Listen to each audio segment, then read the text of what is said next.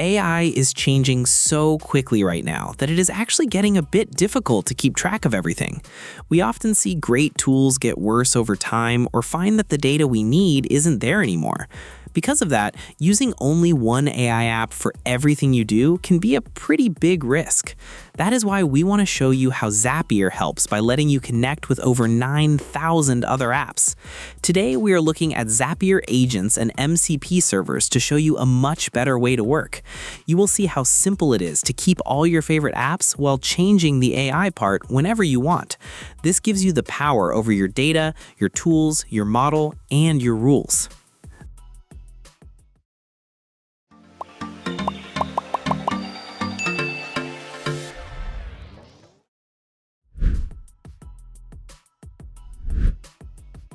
The first thing we have to do is make sure your AI chat program can talk directly to your Zapier account. We are using a tool called Claude for this example, but it works the same way if you use ChatGPT or Gemini instead. Look for the little plus sign at the bottom of the screen where you type your messages and click on it. You want to pick the choice that says Add Connectors and then find Zapier in the list that shows up. This part is really important because it connects the AI's brain to the actual tools you use for your work every day. Just click Connect and then Allow to give the AI the permission it needs to work with your different Zapier apps. It's a very easy setup, but it's the main building block for everything else we're going to learn today. Once this is done, the AI is not just guessing anymore. It actually has a way to see and use your own documents and messages.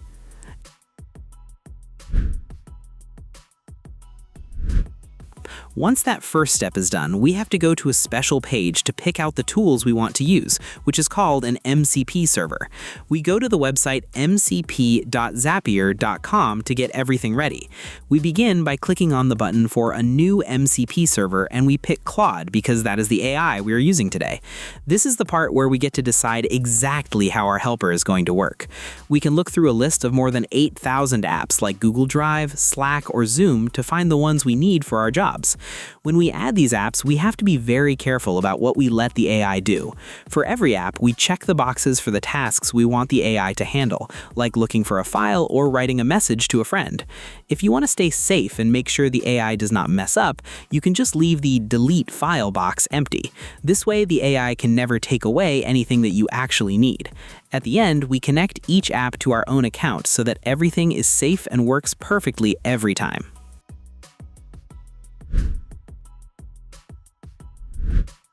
After we get our tools sorted and our safety rules in place, we have to finish things up so Claude knows the gear is ready. We'll jump over to the Connect tab at the top of the Zapier MCP dashboard. You're going to see a button that says Add to Claude, so just click that to move the setup over to your chat app. If the button acts up, there's an integration URL you can just copy and paste if the app asks for it. To double check that we are good to go, head back to your Claude chat and hit that plus sign again. We want to see that the Zapier toggle is actually switched to the on position. Once you see that green light, it means our agent is officially on standby and ready to help. It's like handing a pro the keys to a perfectly organized workshop. The stuff we can actually build starts from this point.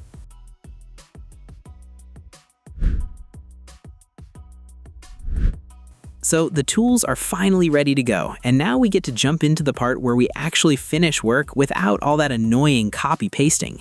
You can chat with the AI just like you're talking to a project lead or someone sitting at the desk next to you. Say you just wrapped up a long meeting. You can just ask Claude to grab that specific transcript from your Google Docs. Once it pulls up the right document, you can have it scan through and find the main takeaways and to-do lists so you don't have to read it.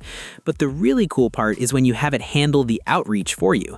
You can just tell it to shoot a Slack message over to a teammate with that list of next steps. If you need a follow-up, the agent can even look at your Google Calendar for a gap and set up the meeting invite on the fly. You aren't stuck playing middleman between your different apps anymore. The agent moves the data around while you focus on the actual work. One of the coolest things about setting this up is it keeps us from getting locked into any single AI company.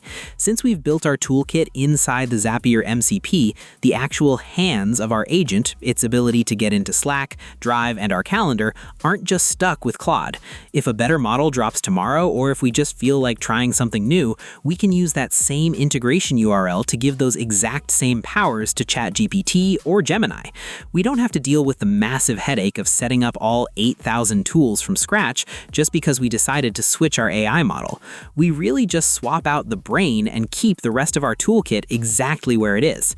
This is what real interoperability is all about. It gives us the freedom to use whichever AI is currently the best for what we need while keeping our business setup reliable. When you look at the big picture, Zapier Agents and MCP servers are really the best tools for taking back your schedule and your digital freedom. This setup keeps you from getting boxed into one ecosystem and lets you create a workflow that actually looks out for your data and your rules. If you're over the whole copy-paste routine and want to start working with some real leverage, go ahead and give this a shot today. We really hope this guide makes your path toward better automation a lot smoother. Let us know how it's working out for you in the comments. Thanks for hanging out and watching. Make sure to like, share, and subscribe if you want to see more content like this.